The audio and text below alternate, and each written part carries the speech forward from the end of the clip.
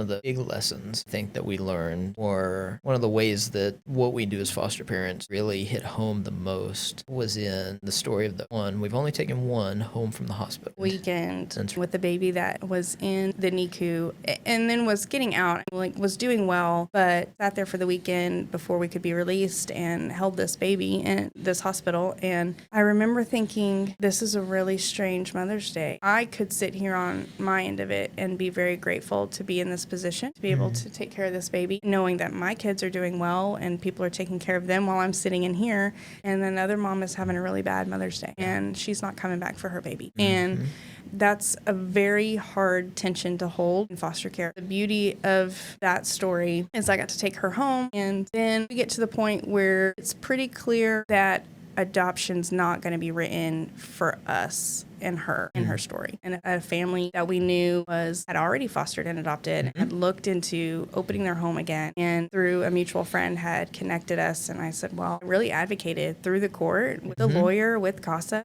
let's do this. That way it's not just real abrupt. And then that way we could still have some notion and inclination and knowledge of her and awareness, interaction. Well, a big thing for me in that, as we were considering the whole, do we adopt, do we not, is one, I definitely didn't feel led to adopt, but could not imagine this baby that we'd built this relationship with just going somewhere. So one of the things that we beg the Lord in that, if we're not called to adopt, then let us know in some way, shape, form, or fashion that this child is going to be raised in a solid Christian home. We'll raise her with the fear and admonition of the Lord. Just matched with this wonderful family who is Christian and actively involved in a local church. And we were mutual friends with, like I said, by the grace of God, CPS actually listened to our recommendations and advocacy.